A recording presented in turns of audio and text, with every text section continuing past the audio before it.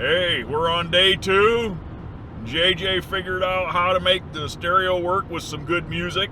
Mr. Technology over here, he figured it out on his cell phone or something. You know how all this fancy technology is.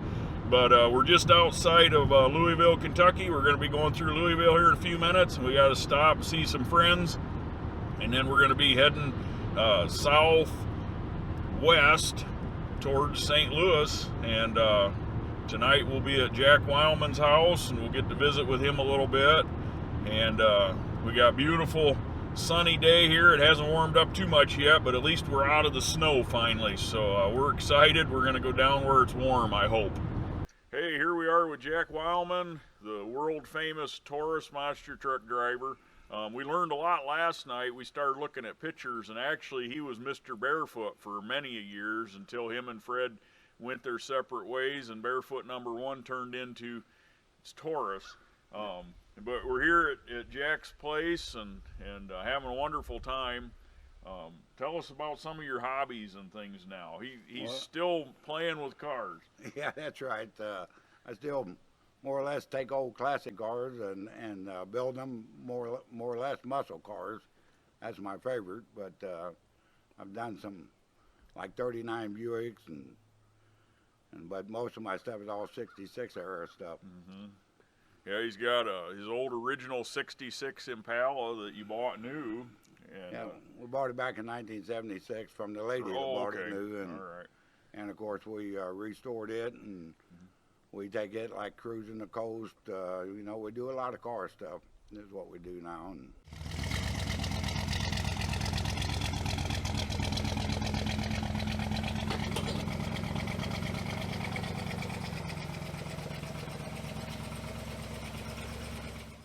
we restored this old car from, we bought it back in 1976, and since I restored it, we've been to Dallas twice, Bowling Green once, down to cruising the coast 3 times. So we drive it quite a bit. Of course, we belong to a car club. Marianne and I were just kind of enjoying life down here in the Ozarks. One of the questions I get a lot asked, through the years is about Taurus's big crash on the highway. And in January of '86, they got rear-ended. They were parked alongside the highway with the hauler. Now tell us a little bit about that. And that's a pretty fascinating story that nobody got injured or killed. It's just unbelievable. Yeah, it was down on Interstate 75, headed down towards Miami to the Orange Bowl to an event.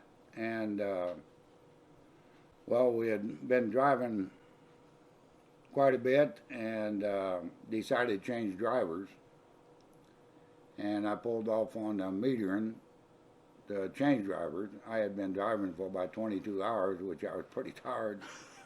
And it was like 1, 2 o'clock in the morning, but anyway, semi, don't know really how fast he was running pretty fast. Seen our tail lights on the side of the road and just drove right into them.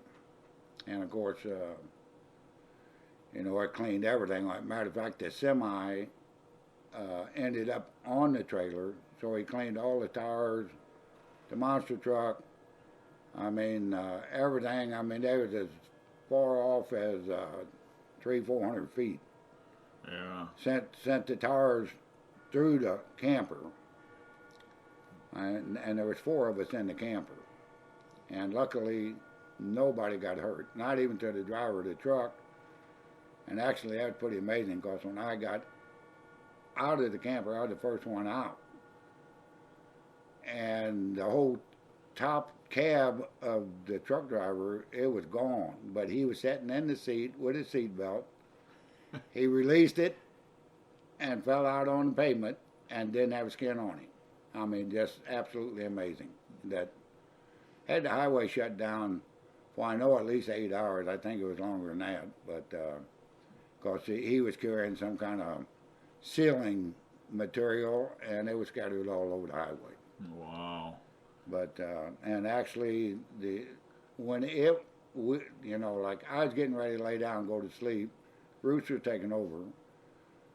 one of the good things is Bruce got the air brakes released on the rig before he hit us, just before. I was fixing to lay down. And when he went up on the trailer, it felt like we was going off a cliff. Because, of course, it picked the back end that camper up with all that weight from the semi on the trailer, giving it all that tongue weight. Wow. And, I mean, it was airborne. Wow. Pretty,